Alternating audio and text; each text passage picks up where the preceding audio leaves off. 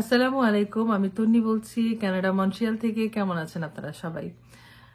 গলার ভয়েসটা একটু ভাঙা ভাঙা আসতে পারে, তার জন্য আমি আগে থেকে সরি বলে নিই। ঠান্ডা লেগেছে যে কারণে।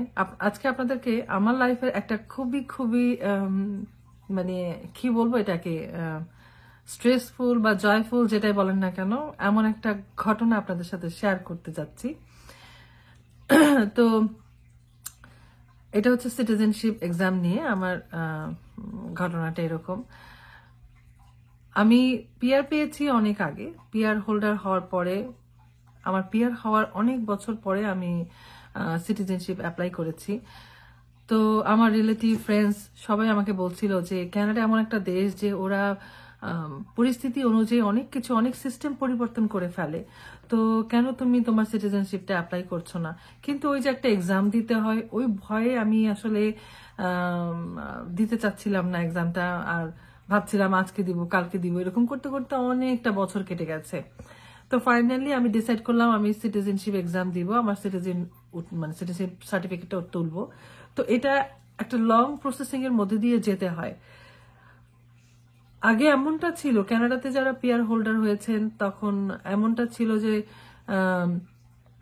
বাংলাতেও অনেক সময় সিটিজেনশিপ এক্সাম দিয়েছেন। অনেক সময় এমন হয়েছে যে তারা পরীক্ষা দিয়েছেন যেদিন, সেদিনই সার্টিফিকেট হাতে পেয়েছেন। এরকম নিউজও আমার কাছে আছে, আমার ফ্রেন্ড সার্কেলের মধ্যে। তো তাদের রিলেটিভ এরকম কিছু। কিন্তু আমার ব্যাপারটা যখন আমি অ্যাপ্লাই করতে গিয়েছি, ও মাই গড, আমি দেখি পুরো সিস্টেম চেঞ্জ। পুরো সিস্টেমটা ওরা চেঞ্জ করে ফেলেছে। আপনি এখানে এক্সাম দিতে হলে অবশ্যই আপনার একটা স্কোর থাকতে হবে ইংলিশ এবং ফ্রেঞ্চের উপরে। যদি আপনি ফ্রেঞ্চে পরীক্ষা দিতে চান, ফ্রেঞ্চের উপরে মিনিমাম আপনার 4-5 থাকতে হবে লেভেল, ল্যাঙ্গুয়েজের উপরে। আর যদি আপনি ইংলিশে দিতে চান, সেম থিং, 4 থাকতে হবে ল্যাঙ্গুয়েজের উপরে মিনিমাম। সেই সার্টিফিকেটটা আপনার এখান থেকে হতে হবে, কারণ আপনি আসলে, ওরা এখন আর বিলিভ করতে চায় না যে বাংলাদেশ থেকে সার্টিফিকেটটা আসলে অনেকে 2 নম্বর করে নিয়ে আসে।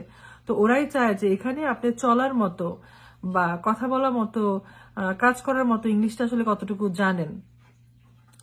কারণ সিটিজেন মানে হচ্ছে আপনি একজন ক্যানাডিয়ান হয়ে যাচ্ছেন তখন। তো সেক্ষেত্রে আপনার লেভেলটাও সেই লেভেলে থাকতে হবে। এখন আমি যখন ওটা শুনলাম যে আমার সার্টিফিকেট আসলে কাজ হবে না, আমাকে সেই ভর্তি হতেই হবে। তো আমি অনেকের কাছ থেকে একটা কলেজের অনেকগুলো কলেজ আমি শুনি, তার মধ্যে একটা কলেজ আমি ডিসাইড করি যে এই কলেজটাতে আমি ভর্তি হব। দেখি আমার ল্যাঙ্গুয়েজ ক্রেসে একটা পরীক্ষা দিলেই তো হবে। তো বাই দি বাই আমি কলেজের সাথে যোগাযোগ করি এবং ওদেরকে আমি বলি যে আমার সার্টিফিকেট দরকার, কারণ আমার সিটিজেনশিপ আমি যখন অ্যাপ্লাই করতে যাব আমাকে এগুলো সাবমিট করতে হবে। তো ওরা আমি ওদেরকে এটাও জিজ্ঞেস করি যে এই তোমাদের সার্টিফিকেটটা আসলে যখন আমি জমা দিব এটা আসলে কাজ হবে কিনা। তো ওরা আমাকে 100% মেকশিওর করেছে যে হ্যাঁ কাজ হবে, বাট তোমাকে আমরা দেখতে চাই পরীক্ষা দিয়ে, পরীক্ষা নিব তোমার একটা, যে তোমার লেভেলটা আসলে কোন লেভেলে হয়, বিগিনিং লেভেল নাকি আপার লেভেল। তো ওরা আমার একটা এক্সাম নেওয়ার পর আমাকে অ্যাডভান্স ক্লাসে দিয়ে দেয়। এনিওয়ে আমি অ্যাডভান্স ক্লাসে ভর্তি হলাম $550 দিয়ে, আমার মনে আছে। এবং আমার সেশনটা চলে মনে হয় 5.5 থেকে 6 মাসের একটা সেশন চলে, সেমিস্টার চলে আর কি। আমার প্রতিনিয়ত ক্লাস করতে হতো, এক্সাম হতে থাকতো এবং প্রফেসরের এক্সাম নিত আমার, মানে আমার মতো অনেকে আছেন এরকম। তো আমরা এরকম এক্সাম দিতাম, রেজাল্টটা আসতো, মানে এরকম করতে করতে আমি আমি কিন্তু প্রায় 5-6 মাস কাটিয়ে ফেলেছি ওখানে। ইন বিটুইন ওরা আমাকে একটা সার্টিফিকেট দেয় এক্সাম, যে আমি হ্যাঁ তোমার স্কোর এত, তুমি এই সার্টিফিকেটটা তুমি যখন সিটিজেনশিপ অ্যাপ্লাই করবা তখন তুমি এটা সাবমিট করতে পারো। আচ্ছা, এখন আসি আমি ওই সার্টিফিকেটটা নিয়ে আমি সিটিজেনশিপ অ্যাপ্লাই করলাম অনলাইনে অ্যাপ্লাই করলাম। ওখানে আমার বিড়ালটা এত দুষ্ট। সিটিজেনশিপ আমি অ্যাপ্লাই করলাম ওখানে অনলাইনে। ওখানে যেসব মানে আমার যে ওরা যে সার্টিফিকেট ইংলিশের উপরে, যদি আমি চাই ইংলিশের যে স্কোর, আমার যে সার্টিফিকেটটা ওরা ডিমান্ড করছিল ওটা আমি সাবমিট করি। আমি এখান থেকে যে স্কুল মানে ক্লাস করেছি এখান থেকে আমি অল ডকুমেন্টস ওদেরকে প্রোভাইড করি। নট অনলি স্কুলে, এখানে কানাডাতে আমি এত বছর যে থাকি, আমার পুরো লাইফ স্টাইলের যত কিছু আছে সব পেপার ওরা চাওয়ার পরে ওরা একটা ফি নেয়, সেটা হচ্ছে $630 কানাডিয়ান ডলার, $630 প্লাস ট্যাক্স মনে হয়। তো এটা দিয়ে আমি সাবমিট করে দিই। 1 মাস পরে, আমি ফেব্রুয়ারিতে সাবমিট করি, 1 মাস পরে ওরা আমাকে ডেট দেয় পরীক্ষা দেওয়ার জন্য। পরীক্ষার ডেট আসে মেতে। আচ্ছা, 1 মাস পরে আমাকে যখন পরীক্ষার ডেট দেয়, ওই 1 মাসে ওরা আমাকে একটা বই দিয়ে দেয় অনলাইনে, যে বইটাকে পড়তে হবে। ওইটা ছিল আমার লাইফের আসলে সব থেকে, ওই একটা মাস মনে হয় আমি এত পড়াশোনা করেছি, আমার পুরো হোল লাইফে আমি এত পড়াশোনা করেছি কিনা আমি জানি না। আমি দিন রাত্র পড়তাম। অনেকের কাছে হয়তো বা আমার কথা শুনে মনে করবেন এটা এমন কি, এক একজন তো এক এক রকম। আমার কাছে এটা অনেক বড় একটা ম্যাটার ছিল। আমি প্রত্যেকটা লাইন মেমোরি করেছিলাম। হ্যাঁ, প্রত্যেকটা লাইন মেমোরি করেছিলাম, কারণ আমি যখন অনলাইনে টেস্ট দিতে যাচ্ছিলাম তখন আমি কিছু কিছু জায়গায় পারছি, কিছু কিছু জায়গায় পারছি না। আমি মানে মনে হচ্ছিল আমি কনফিডেন্ট আমার ডাউন হয়ে যায় এরকম। তো যাই হোক, আমি পুরো লাইন বাই লাইন মেমোরি করে ফেলেছিলাম। বইটা ছিল পুরো কানাডার হোল স্টোরি নিয়ে, ইকোনমিক্যাল, বিজনেস ইকোনমিক্যাল, তারপর হচ্ছে পলিটিক্স, তারপর হচ্ছে সিম্বল, তারপর হচ্ছে আপনার আদি অধিবাসী, অনেক কিছু নিয়ে। হ্যাঁ, এটা অনলাইনে এখনো পাওয়া যায়, আপনারা চাইলে অনেকে দেখতে পারেন। তো যাই হোক, পরীক্ষা দিয়েছি। পরীক্ষাতে পাশ করার নিয়মটা হচ্ছে এরকম, 20-এ আপনাকে 15 পেতে হবে। আলহামদুলিল্লাহ আমি 20-এ 18 পেয়েছিলাম। অনলাইনে পরীক্ষা হয়েছে, ওরা আমাকে জানিয়ে দিয়েছে কংগ্রাচুলেশন, তুমি পাশ করেছো, কিন্তু তুমি যে পেপারগুলো আমাদেরকে দিয়েছো ওগুলো এখনো অ্যানালাইজ করতে আমাদের সময় লাগবে। ওরা আমাকে মানে অল প্রসেসিংটা ওরা 9 থেকে 10 মাসের মধ্যে করে। তো আমি তো ওয়েটে আছি। আমি যতবারই অনলাইনে চেক করছি দেখি, অনলাইনে যতবারই আমি চেক করছি দেখছি যে আমারটা অন প্রসেসিং ঠিক। একটা তো টাইম থাকে, তাই না, যে 10 মাসের একটা টাইম থাকে, ওরা বলে দেয় যে আমাদের অল প্রসেসিং শেষ করতে 10 মাস সময় লাগবে। তো ঠিক শেষ হবে মাসটা, 10 মাসের টাইমটা শেষ হবে, তার ঠিক মনে হয় 20 দিন আগে আমাকে বলে যে তুমি যে কলেজের সার্টিফিকেট গুলো দিয়েছো সেগুলো আমরা অ্যাকসেপ্ট করতে পারছি না। আমরা যে সার্টিফিকেট বা তোমার যে স্কোরের যে লেভেলটা আমরা চাই, আমরা যেটা এটা আমরা ক্লিয়ার না এটাতে। আমার মাথায় তো আকাশ ভেঙে পড়েছে, কি বলে এগুলো, কিভাবে ক্লিয়ার না? আমি ক্লাস করলাম, আমি পরীক্ষা দিলাম, ওখানেও তো আমার কত হেডেক গেল। তো এটা কিভাবে সম্ভব? এখন আমি কি করব? তো আমি ওই অফিসারকে আমি ইমেল করলাম যে আমি কি করতে পারি এখন। তো ও আমাকে সাথে সাথে ওদের মানে অনলাইনে আমাকে লিংক দিয়ে দিল যে তুমি এখানে যোগাযোগ করো। এখানে জাস্ট ওই জায়গাটা হচ্ছে জাস্ট আপনি পরীক্ষা দিবেন, ল্যাঙ্গুয়েজ, ওটা ইমিগ্রেশন থেকেই ওদের ওই সাইটটা। তো আপনি এটা হচ্ছে লিসেনিং আর স্পিকিং টেস্ট। এটা তো এখন আর এক হেডেক। এখন আমি আবার যে লিসেনিং আর স্পিকিং টেস্ট দিব, এটা মানে আমার জন্য মানে মনে হচ্ছে কি শুরু হয়েছে আমার সাথে। আমি এখন কলেজে ধরবো না মানে কি করব? আমার টাইম এখানে শেষ হয়ে যাচ্ছে। আমি চিন্তা করলাম কলেজ পরে, আমি আগে আমার এটা শেষ করি। ওরা ইমিগ্রেশন থেকে আমাকে একটা লিঙ্ক দিয়ে দেয়, সেই লিঙ্ক অনুযায়ী আমি ওখানে অ্যাপয়েন্টমেন্ট নিই স্পিকিং আর লিসেনিং টেস্ট দেওয়ার জন্য। তো ওই ইয়াটা ছিল সেলফ, অনেকেই জানেন হয়তো। তো অর্গানাইজেশন বলেন বা কলেজ বলেন, এটা একটা টেস্ট সেন্টার।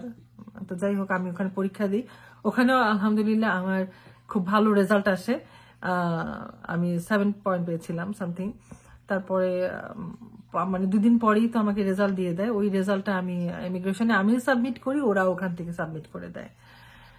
আর তার 1 সপ্তাহ পরে আমাকে ওতের জন্য ডেট দেওয়া হয় যে তুমি অল থিং ইজ ক্লিয়ার, এখন জাস্ট তুমি ওথ নিবা।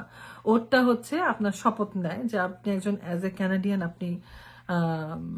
আপনি কিছু রুলস রেগুলেশন মধ্যে যেতে হবে, যেমন আপনাকে ভায়োলেন্স করা যাবে না, যেমন যারা অধিবাসী ছিল তাদেরকে রেসপেক্ট করতে হবে, কিছু ল আছে, এভরিথিং এগুলাতে আর কি। একটা সুন্দর একটা সেরেমনি আর কি। হ্যাঁ, সেটা অনলাইনে হয়েছিল। এখন আর আসলে গিয়ে যে কেউ করে না, তো এখন এত মানুষের তো অনলাইনই করে ফেলে। তো ওই সময় তার 3 দিন 4 দিন পরে আমাকে সার্টিফিকেট দিয়ে দিল। আমি ইসের সার্টিফিকেট পেয়ে গেলাম, সিটিজেনশিপের সার্টিফিকেট পেয়ে গেলাম। এই যে সিটিজেনশিপের সার্টিফিকেট। হ্যাঁ, সিটিজেনশিপের সার্টিফিকেটটা আমি পেয়ে গেছি। এই সিটিজেনশিপ সার্টিফিকেট যেদিন আপনি পাবেন তার ঠিক যেদিন আপনি সার্টিফিকেট হাতে পেলেন বা অনলাইনে পেলেন, আপনি সেদিনই পাসপোর্টের জন্য অ্যাপ্লাই করতে পারেন। এখানে আরেকটা কথা বলে নিই, অনেকে হয়তো বা জিজ্ঞেস করতে পারেন বা জানতে চাইতে পারেন যে আপনি কেন কলেজে তাহলে যোগাযোগ কেন করলেন না। আমি যে কলেজটাতে আমার সাথে ফ্রড করা হয়েছিল বা ওরা যেভাবে আমাকে বলেছিল, আমি ওদের সাথে যোগাযোগ করেছিলাম, ইমেল করেছি, ফোন করেছি, ইমেল ফোন কেউ ব্যাক করেনি। কিন্তু আমি যখন গিয়েছি ওদের ওখানে অফিসে, শুধু সেক্রেটারি ছাড়া আমি কাউকে পাইনি। তো কলেজটা ছিল অনেক দূর, বারবার ওদের সাথে গিয়ে আসলে আমি কেস করতে পারতাম, কিন্তু চিন্তা করলাম এনিওয়ে আমার সার্টিফিকেট চলে আসছে বা আমি আমার যেটা আমি চেয়েছি আমি সেটা করেছি, আমি আর ওটার মধ্যে আর নিজেকে মাথা ঘামাতে চাইনি, কারণ ওই সময়টা আমি অনেক স্ট্রেসফুল ছিলাম। হ্যাঁ, আর পাসপোর্ট অ্যাপ্লাই করার পাসপোর্টের ঠিক কতদিন পরে যেমন আমার পাসপোর্ট আসছিল, আমার পাসপোর্ট আসছে 15 দিনের মাথায়। তো 10 বছরের পাসপোর্ট আমি করেছিলাম, আমার নিজের পাসপোর্ট, ক্যানাডিয়ান পাসপোর্ট। এটা হচ্ছে ব্যাক সাইড, হ্যাঁ, অনেক সুন্দর, কিন্তু এটা হচ্ছে ফ্রন্ট সাইডটা। হ্যাঁ, এটা একটা মানে এরকম থাকে। আর হচ্ছে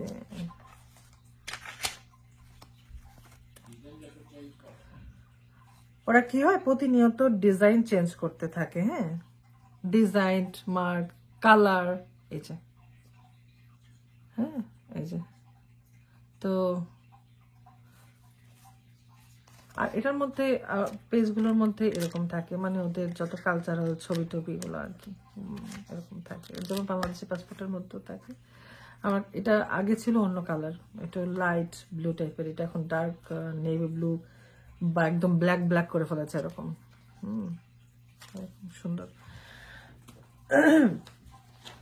অনেকে আছেন কানাডাতে 55 এর পরে গিয়ে আপনি সিটিজেনশিপ অ্যাপ্লাই করতে পারেন, তখন আর এক্সাম দিতে হয় না। কিন্তু আমি মনে করি কি যে আমি যেরকম একটা বিশাল প্রসেসিং এর মধ্যে দিয়ে গেছি, এটা যদি আমি আগে করে ফেলতাম আমার এসব প্রসেসিং লাগতো না।